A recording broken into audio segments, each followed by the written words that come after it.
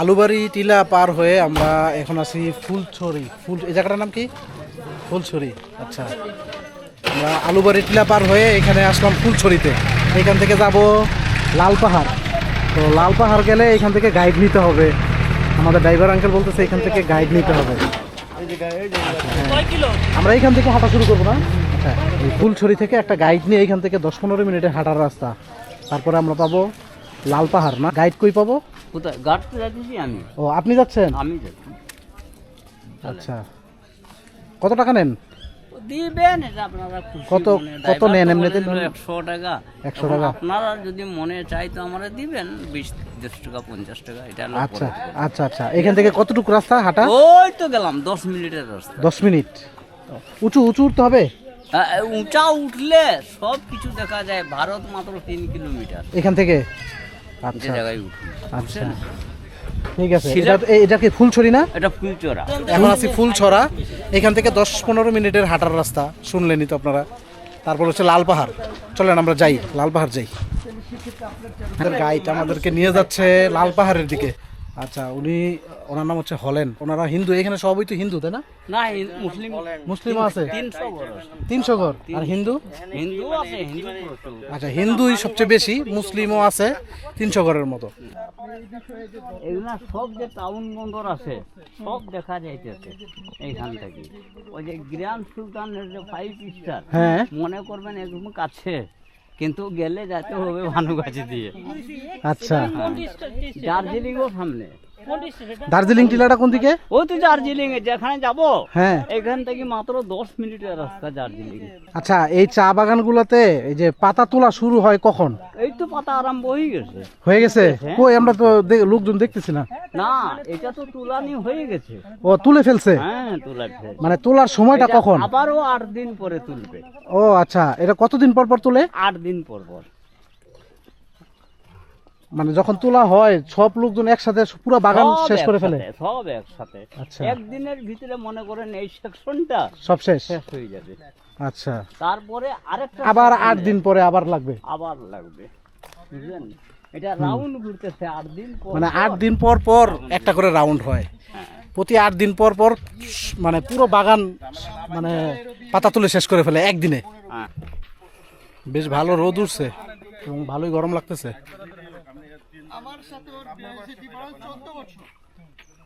আমরা যাচ্ছি লাল পাহাড়ের দিকে। সব বাগানের মাঝখানে যে গাছগুলা দেখা যাচ্ছে এগুলো হচ্ছে শিল করই, আকাশি, সাদা করই, এই সমস্ত গাছগুলা। এই গাছের যে ছায়া, এই ছায়ার কারণে মানে চা বাগানের টেম্পারেচারটা থাকে মানে ঠান্ডা। এবং যারা চা শ্রমিক আছে ওনারা যখন এই বাগানের ভিতরে পাতা তুলে কাজ করে, গাছের জন্য তাদের অনেক হেল্প হয়। ও মানে গরম রোদ এগুলো থেকে তারা বাঁচতে পারে এই ছায়ার কারণে। আপনাদের এদিকে গরুর মাংস কত টাকা কেজি? গরুর মাংস? হ্যাঁ, 500 টাকা কেজি। 500 টাকা? 800। ওরে বাপরে বাপ, ঢাকা থেকে বেশি দাম। খাসির মাংস 1000। খাসির মাংস 1000? 1000। ওকে, খাসির মাংস 1000 ঠিক আছে, কিন্তু গরুর মাংসটার দাম তো অনেক বেশি।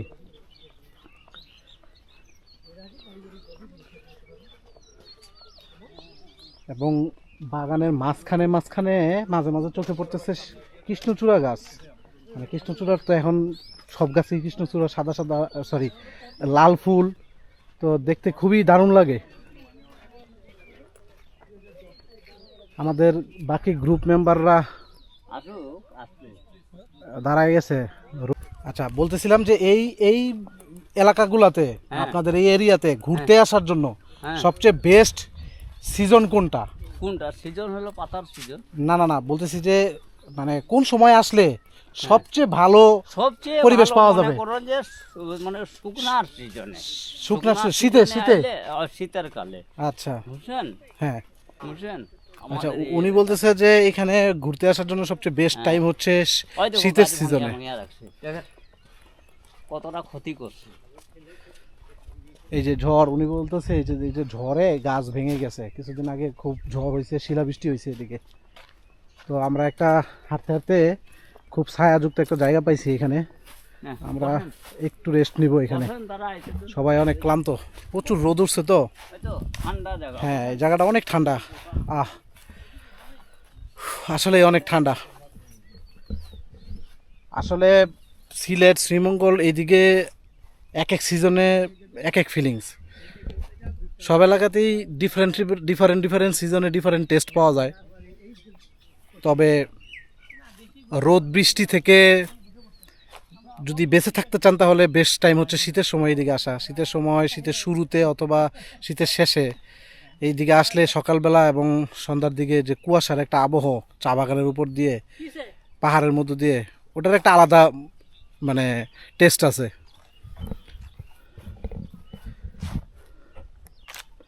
আমরা এই ছায়ায় দাঁড়ানোর পর এখানে দেখতেছি বেশ দূরে সুন্দর ভিউ দেখা যাচ্ছে। ওই পাশে পাহাড়, চা বাগান এবং তার উপরে উঁচা উঁচা গাছ। আর এইদিকে আছে পাহাড়, কিন্তু এইদিকে গাছ নাই, লাল মাটির পাহাড়। আচ্ছা, আমাদের লাল পাহাড়, চলেন চলেন, আচ্ছা পাহাড় কোন এই রাস্তায় না? ওকে, আরো সৌন্দর্য জায়গা, বুঝলেন? এখন যতই যাবো জায়গা অতই সৌন্দর্য। আপনারা ছবি, আমরা টোটাল 7 জন রওনা করছি, তাই না? হ্যাঁ আমরা 2 জন আছি। ঠিক আছে, হ্যাঁ, আমরা এখন 2 জন আছি, বাকি সবাই হাঁপায় গেছে। আসলে এই ট্যুরে আমার ট্যুরমেটরা মানে সবগুলোই হচ্ছে রিল্যাক্স ট্যুরমেট। এরা হচ্ছে সবাই রিল্যাক্স ট্যুর করতে পছন্দ করে। আমাদের যে হাঁটাহাঁটি এগুলো তারা নিতে পারে না, তারা স্টপ দিছে, পিছনে বসে রেস্ট নিতেছে। আমরা লাল পাহাড়ের দিকে যাচ্ছি এবং ওইটা উঠে তারপরে আসব এবং আপনাদেরকে দেখাবো। চলেন সামনে আগাই।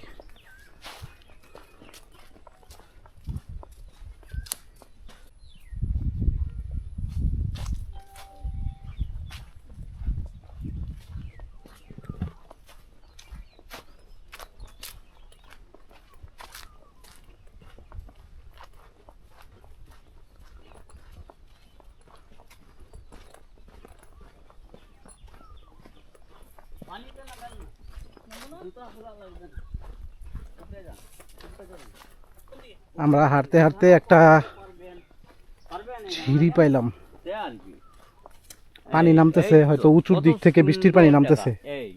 পানি খুব ঠান্ডা, এটা ভারতের হ্যাঁ, পানি, ভারত থেকে আসতেছে। ভারত থেকে, আমরা অবশ্য ইন্ডিয়ার খুবই কাছাকাছি আছি, বর্ডারের এটা ভারতের 2-3 কিলোমিটারের ভিতরেই বর্ডার, বুঝছেন? এবং পানি অনেক ঠান্ডা, ওই দিক থেকে আসতেছে। দেখছেন পানিটা কত বড় ঠান্ডা। পানিটা অনেক ঠান্ডা, এই পানিতে একটু মুখ দেবো। পানি খুব বেশি ঠান্ডা না, কিন্তু তারপরও দুপুর হচ্ছে না, একটু সকালের দিকে আসতে হবে। পানি যেরকমটা চিন্তা করতেছিলাম ঠান্ডা, ও অত ঠান্ডা না। বান্দরবনের ঝিরির যেই মানে পানির যে টেম্পারেচার ওইরকম না, কিন্তু চলে।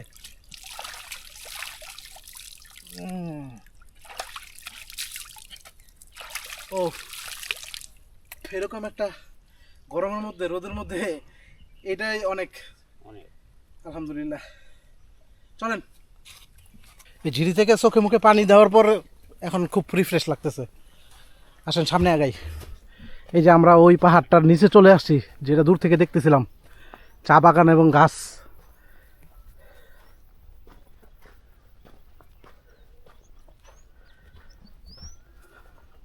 এই যে আমাদের গাইড হলেন দাদা আমাদেরকে গাইড করে নিয়ে যাচ্ছে সামনের দিকে। এই যে এগুলো কি নীলুজি, আমরা এগুলো বলি নীলুজি। এগুলা পায়ে জামা কাপড়ে আটকে যায়। এই যে জুতা, প্যান্ট সব ভরে গেছে। কোনো ব্যাপার না, এগুলা বাসায় গিয়ে ছুটাবো।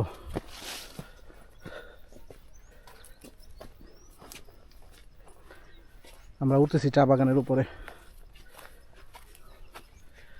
সম্ভবত পাহাড়ের কালারের জন্য এগুলার এরকম নামকরণ করা হয়েছে, মাটিগুলার কালার লাল, এজন্য বলে লাল পাহাড়।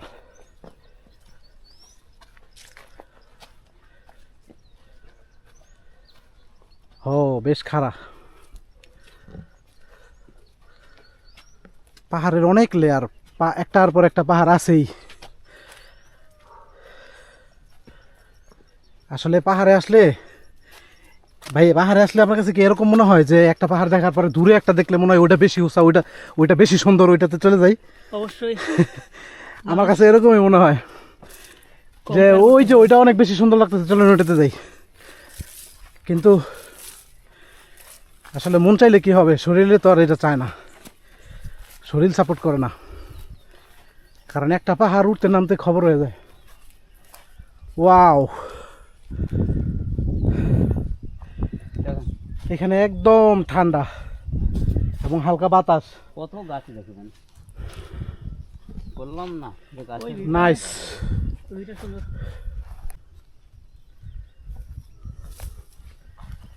কি অপরূপ দৃশ্য, মোহনীয় পরিবেশ, চমৎকার ভিউ,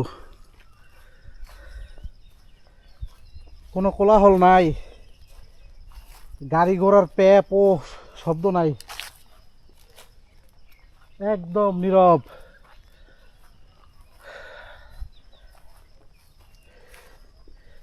আপনি এখানে পাবেন একদম পিওর ন্যাচারাল একটা এনভায়রনমেন্ট। পাখির শব্দ, এই যে প্রজাপতি উঠতেছে, ওয়াও। আমরা এখনো হাঁটতেই আছি এবং উপরের দিকে উঠতেছি।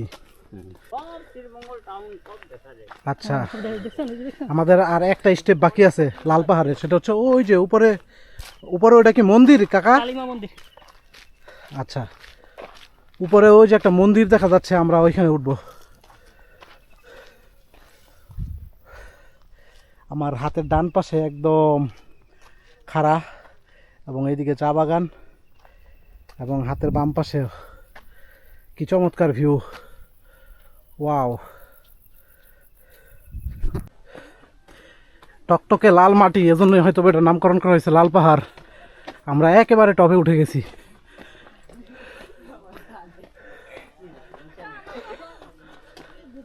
ও, এখানে পাহাড়ের উপরে আছে একটা মন্দির। ওই যে আমাদের গাইড আঙ্কেল মন্দিরে অলরেডি উঠে গেছে। ওকে,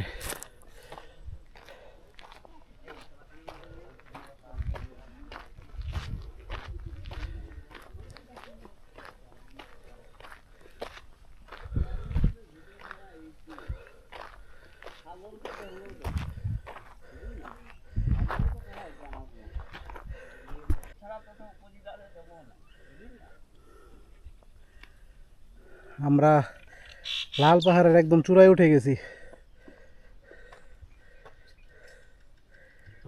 ওকে, আমরা যেই পথে আসছি, লাল পাহাড় উঠছিলাম, আমরা একটা ভিন্ন পথ দিয়ে এখন আবার ফেরত চলে যাচ্ছি। তো এখানে যে এরকম দেখা যাচ্ছে, খুব সুন্দর, সামনে একটা বট গাছ, বিশাল বড়। এই এই এই বট গাছের এটা বয়স কত হইতে পারে আনুমানিক? আমার জন্মের আগে, এটা জন্মের আগে, তার মানে মনে করেন 50-60 বছর তো হবেই। 100 বছরের 100 বছর। আচ্ছা, ওই যে কাঠবিড়ালি। এই কাঠবিড়ালি আগে আমাদের এলাকায় প্রচুর ছিল, এখন তো আমাদের এলাকায় গাছই নাই, কাঠবিড়ালি থাকবে কোথা থেকে? বট গাছের নিচে একটা অন্যরকম শান্তি। হ্যাঁ, ঠান্ডা রে ভাই, অন্যরকম ঠান্ডা, ঠান্ডা। অনেক ঠান্ডা। বসবেন তো বসেন। মানে বট গাছের নিচে আসলে এই মুহূর্তে আমরা যে পরিমাণ গরম বা রোদের ভিতরে হাঁটতেছি, এখান থেকে তো আর যাইতে ইচ্ছা করতেছে না পুরো এসি ভাই। বট গাছের ঠান্ডা অন্যরকম না? একদম এসি ভাই, আর কিছু না, শুধু এসি। আহ, এই যে কাঠবিড়ালি, বিশাল বড় গাছ, অনেক বড় গাছ। কত পাক থাকুক, এখানে বসে আছে। বট গাছের ছায়ার নিচে দাঁড়িয়ে সামনে যদি এরকম নয়নাভিরাম দৃশ্য থাকে, আর কি লাগে বলেন? কি চমৎকার। ভাই সরেন তো, ডানে যান, ডানে যান, ডানে যান।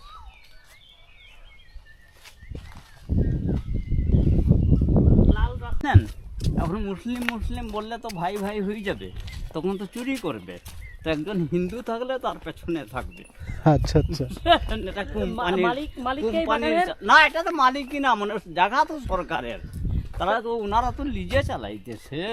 এটা আমাদের গাইড দাদা বলতেছিল যে এই যে দেখেন এখানে পরে আবারও লাল টিনের যে ঘরটা দেখা যাচ্ছে এটা হচ্ছে এই সেকশনের বা এই চা বাগানের সেকশনের বড় ম্যানেজারের বা মানে কার্যালয় সম্ভবত বা থাকে উনি এখানে। পাশে আর একটা ছোট ঘর আছে, ওইটাতে থাকে ছোট ম্যানেজার। সো প্রত্যেকটা বাগানে এরকম দুইটা ম্যানেজার থাকে, ছোট ম্যানেজার বড় ম্যানেজার, এবং প্রত্যেকটা জায়গায় একজন থাকে হিন্দু একজন থাকে মুসলমান। তো জিজ্ঞেস করলাম যে এটার কোনো স্পেশাল কোনো কারণ আছে কিনা, তো উনি বলতেছে যে যদি দুইজনই মুসলমান থাকে অথবা দুইজনই হিন্দু থাকে তাহলে তারা ইয়া করে যোগসাজস করে এখানে হচ্ছে করাপশন করবে, এরকম একটা কিছু। জানি না এটা আসলে কতটুকু অথেন্টিক, এটা স্থানীয়দের ধারণা আর কি এরকম।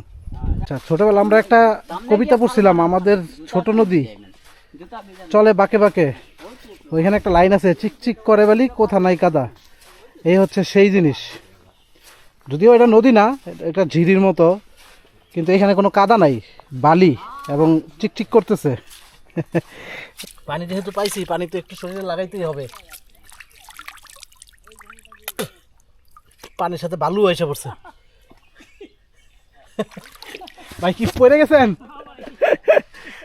আল্লাহ, সমস্যা নাই, কাদা নাই, পড়লেও বেশি কিছু হবে না, ভিজবে বড় জোর।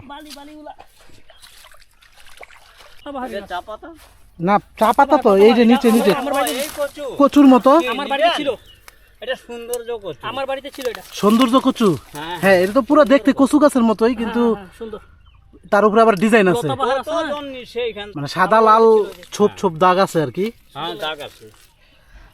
সুন্দর। এই আরেকটা পাইছি, এটাও আরেকটা ভিন্ন জাতের কচু গাছ, কিন্তু এটার ডিজাইনটা একটু ডিফারেন্ট, দেখলে মনে হবে কেউ এসে রং করে দিয়ে গেছে। হ্যাঁ, সবুজের মাঝখানে, খুবই চমৎকার, সুন্দর। আমরা 12টা 6 যাত্রা শুরু করছি লাল পাহাড়ের দিকে। তো লাল পাহাড় ঘুরে আমরা আবার চলে আসছি, এখন বাজে 1টা 6। পাক্কা 1 ঘন্টা লাগছে আমাদের ফুলছড়া থেকে লাল পাহাড় আসা এবং যাওয়া। মাঝখানে আমরা একটু বসছি, রেস্ট নিছি, কিছু ছবি টবি উঠাইছি, এজন্য হয়তো টাইম লাগছে। আচ্ছা, যাই হোক, এখন আমাদের পরবর্তী গন্তব্য হচ্ছে নূরজাহান টি স্টেট।